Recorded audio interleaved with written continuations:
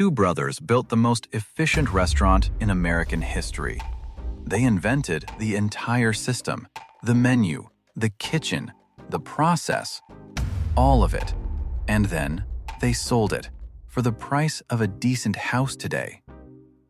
Meanwhile, the man who bought it turned their idea into a $210 billion empire. And here's the part that will stay with you long after this video ends. The brothers never ate at a McDonald's again after the sale. Not once. This is their story. In the next minutes, you'll find out exactly how two brothers built something genuinely revolutionary and sold it away right before it became one of the most valuable brands on planet Earth. No exaggeration, no dramatization. The facts alone are shocking enough. And stay till the end, because the final number in this story will genuinely make you angry. It starts in 1937. Dick and Mac McDonald, two brothers from New Hampshire, opened a small drive-in restaurant in Arcadia, California. It did okay, nothing special. But the brothers noticed something. Customers kept ordering the same things: burgers, fries, milkshakes, over and over again. So in 1948, they made a decision that would change the world forever. They shut everything down, fired their entire staff, simplified the menu to just 9 items, redesigned the kitchen completely from scratch, and reopened with something nobody had ever seen before. They called it the Speedee Service System. Here is what made it revolutionary. Every station had exactly one job. One person only made fries. One person only flipped burgers. One person only added condiments. The result? A hot, fresh burger in 30 seconds flat. In 1948, when every other restaurant took 20 minutes.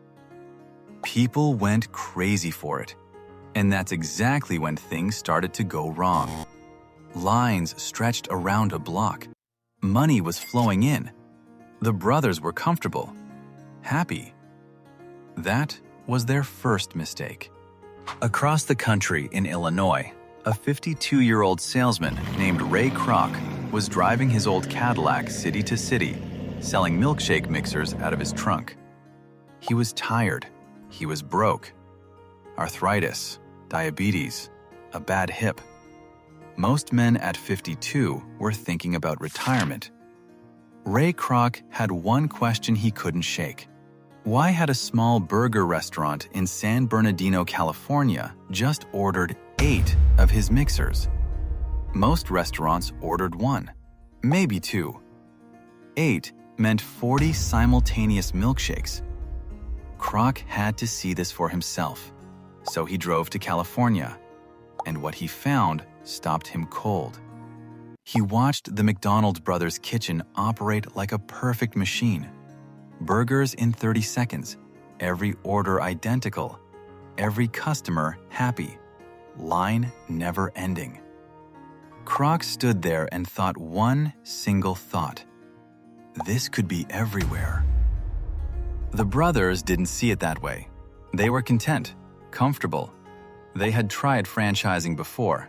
Messy, inconsistent, headache. They didn't want the stress. But Kroc was relentless. He convinced them to let him become their national franchise agent. He would open new locations, maintain their standards, make them rich. The brothers agreed, but with strict conditions. No changes to the menu, no changes to the system, nothing without their written approval. Kroc signed the agreement, and then immediately started pushing against every single rule. But what Kroc did next nearly destroyed the entire business. Kroc opened his first McDonald's franchise in Des Plaines, Illinois, April 15, 1955. He was 52 years old. From day one, obsessed. He scrubbed the parking lot himself, timed every single burger, demanded spotless floors, consistent taste, friendly service. More locations opened, then more, then more. But there was a devastating problem. Kroc was making almost nothing. The franchise agreement gave him a tiny percentage, and most of that went straight to the McDonald brothers. He was expanding McDonald's across an entire country, running an empire on someone else's terms, and barely paying his own bills, living off his wife's income, facing near bankruptcy.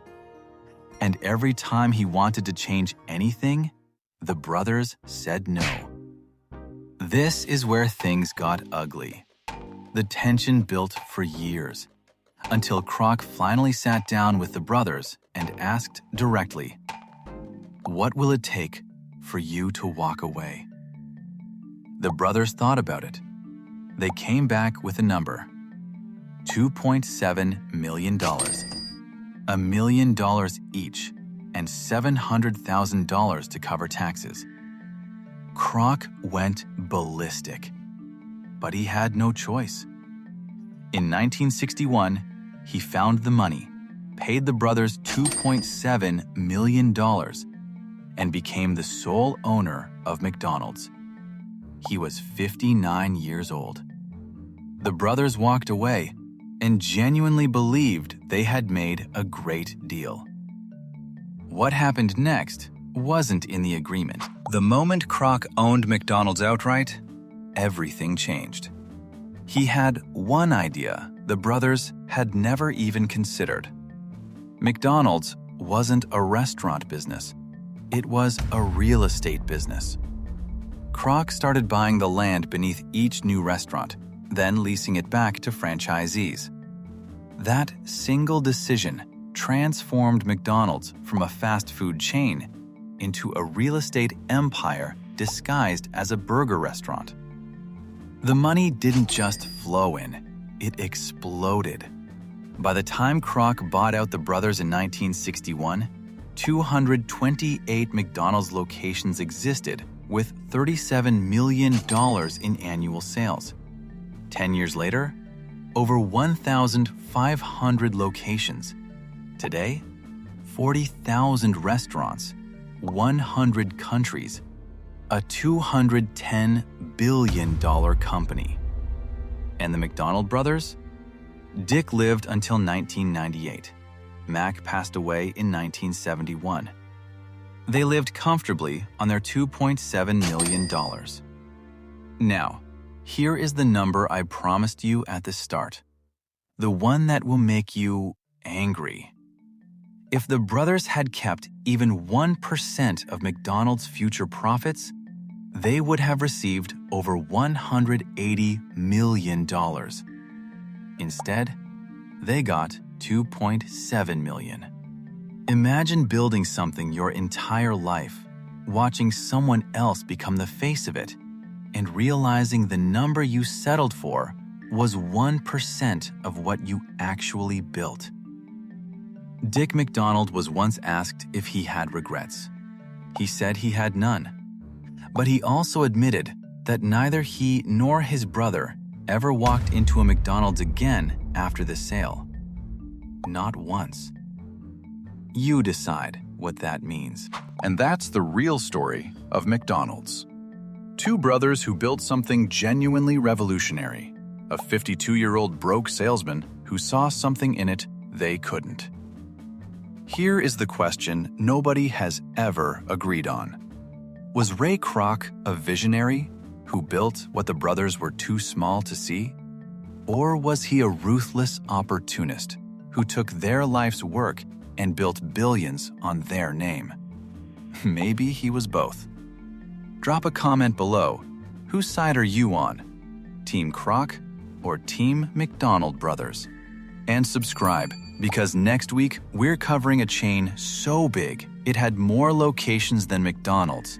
Every American has eaten there.